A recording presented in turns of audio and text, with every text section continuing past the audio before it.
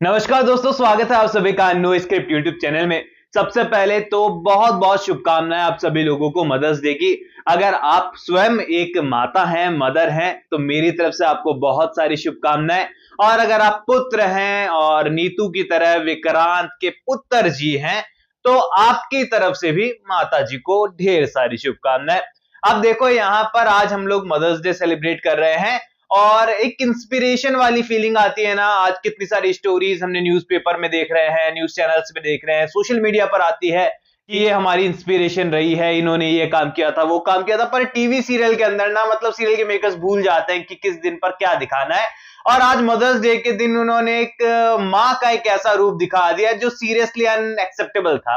अब यहाँ पर वो नीतू जिसको जान को बचाने के लिए, जिसकी रक्षा करने के लिए, जिसकी भलाई के लिए कितने सारे बच्चों ने जो है अपनी जिंदगियां खराब कर ली। मन्नत ने नीतू का साथ देने के लिए विक्रांत से रिश्ते तोड़ दिए, 7 साल तक दूर रही, बच्ची को अकेला पाला केवल और केवल इसलिए ताकि नीतू और रोनी का वो सहारा बन पाए। नीतू के ऊपर तो बड़ा एहसान किया, धैर्य बेचारा बिना किसी रिश्ते के भी केवल और केवल फर्ज के नाते नीतू को मां मानकर 7 साल तक सेवा करता रहा, खर्चा उठाता रहा।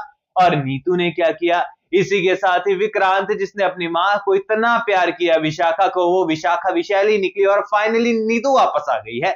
यानी कि सीरियल के मेकर्स को सोचना तो चाहिए भाई, मदर्स डे के दिन स्पेशल कुछ नहीं दिखा सकते तो कुछ ऐसा तो मत दिखाओ कि लोगों का खून खौल जाए। अपकमिंग एपिसोड के अंदर कोर्ट रूम में फिर से कहानी पहुंचते हुए नजर आने वाली है और यहाँ पर होने वाला है कुछ ऐसा जो कि यहाँ पर बहुत ही ज्यादा अनएक्सेप्टेबल और अनप्रेडिक्टेबल हम लोगों के लिए हो गया है। क्योंकि धैर्य को एक मजबूर, एक बेकार पिता साबित वो जरूर कर सकते थे, लेकिन एक ईमानदार पुलिस वाले को रिश्वतखोर पुलिस वाला साबित उन्होंने कर दिया है।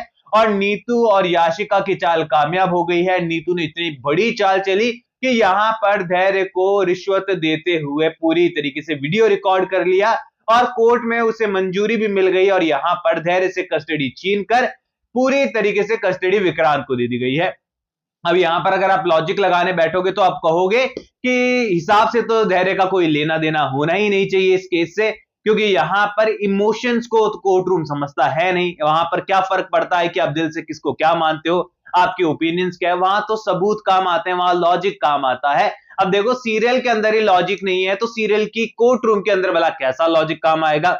अब यहाँ पर धैर्य ना तो ऑफिशियली मन्नत का पति है, ना ही ऑफिशियली पिता है दुआ का, तो केस से तो उसका कोई लेना देना होना ही नहीं चाहिए। और आखिरकार उसका रिश्वत लेना कैसे ये डिसाइड कर सकता है कि कस्टडी मन्नत से लेकर विक्रांत को दे दी जाएगी।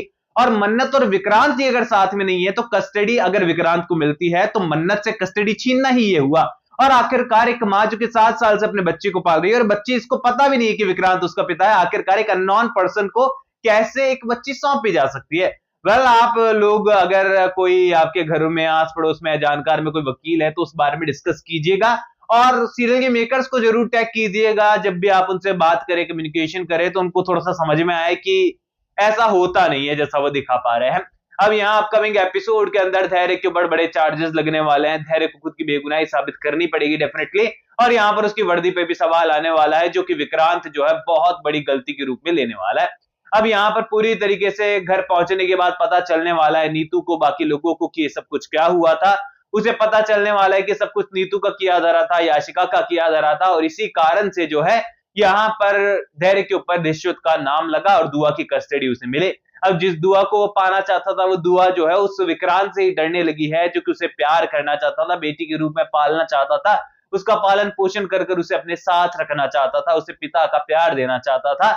आज वो बच्ची विक्रांत के पास आने से डर रही है क्योंकि उसे लगता है कि मेरे धैर्य पिताजी को इन्होंने ही दूर किया और ये मुझे छीनना चाहते हैं।